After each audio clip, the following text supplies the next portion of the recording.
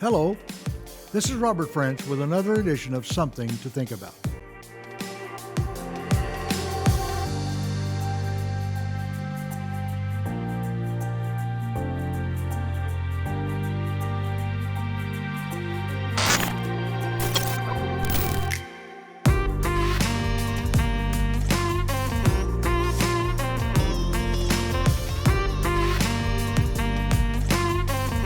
I want to continue on the subject of prophecy and how it is looked at by many ministers and Christians in today's world.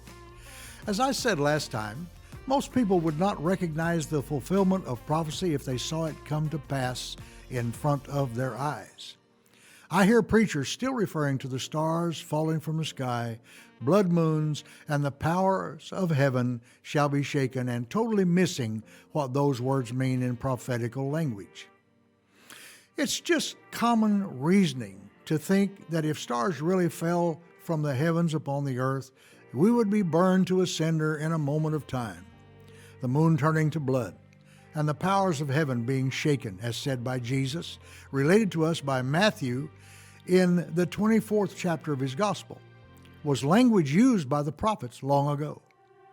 The destruction of the temple by Antiochus Epiphanes is represented by casting down some of the hosts of heaven and the stars to the ground in the book of Daniel, chapter 8, verse 10. This language was used by Joel, Ezekiel, Amos, and others in describing calamities that would come on those who would not and did not obey the Lord Jehovah. Because of this, they did not know when the events happened. They were the fulfillment of prophecy. The heavens was used by a lot of the prophets to describe governments or kings, people in high places of power. Those people were often described as stars falling from heaven or places of power, as was the case of the king of Babylon, Nebuchadnezzar. I use this example to show just how far off the truth we can go by not understanding what is being said.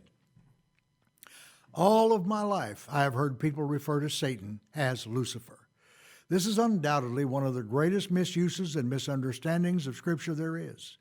The reference is found in the book of Isaiah, chapter 14, verse 12, and in the King James Version reads as follows: How art thou fallen from heaven, O Lucifer, son of the morning? How art thou cut down to the ground, which did weaken the nations? The Bible commentator, Adam Clarke, gives an explanation of this verse, and I quote, O Lucifer, son of the morning. The versions in general agree with this translation and render Halel as signifying Lucifer, the morning star, whether Jupiter or Venus, as these are both bringers of the morning light or morning stars, annually in their turn. And although the context speaks explicitly concerning Nebuchadnezzar, yet this has been, I know not why, applied to the chief of the fallen angels, who is most incongruously denominated Lucifer, the bringer of light, an epithet as common to him as those of Satan and devil.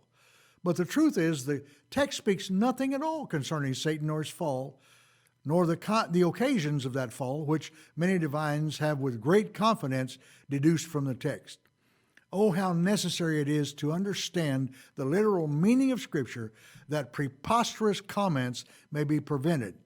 Besides, I doubt much whether our translation be correct. Halel, which we translate Lucifer, comes from Yalal, which means to yell, howl, or shriek, and should be translated Hal, son of the morning. And so the Syriac has understood it, end quote. It is interesting to note that in almost every other translation of the Bible, it is not translated Lucifer, but more correctly as Clarke contends. For example, even the King James Revised Version changed it to its more correct reading as follows: How art thou fallen from heaven, O day star, son of the morning?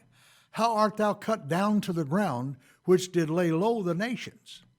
It is corrected in others, such as the Lexham English Bible, the English Standard Bible, and the Good News Bible, as well as others. Yet no matter what the truth is, people continue to use the term incorrectly. I use that example to show that if we fail to understand what the prophecies mean and the words used, we will utterly fail to understand what is happening when they come to pass. It is evident that Nebuchadnezzar is the one being spoken of. And I think the 16th verse verifies this and reads as follows. Those who see you will stare at you and ponder over you. Is this the man who made the earth tremble, who shook kingdoms? Notice, it explicitly denotes this person to be a man. He was the star of Babylon, and he was cast down by the Lord, and was not allowed to return to his palace until he recognized who Jehovah is. I believe right now, in the day you and I are living, prophecy is being fulfilled and is not being recognized as such. The powers of heaven are being shaken as never before, and stars are being thrown down almost on a daily basis. All over the world, we are seeing chaos as never before.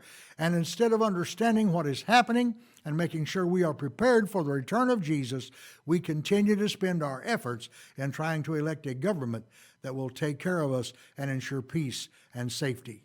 The Apostle Paul wrote in his first letter to the Thessalonians, chapter 5, verse 3, people will say, we have peace and we are safe. At that time, destruction will come to them quickly, like the pains of a woman giving birth. And those people will not escape. The watchword I have heard used more these last few months than ever before is the word safe. And they say we will be as soon as they get a vaccine for the virus. My friend, the only true safe place is being a born-again member in the family of Jehovah.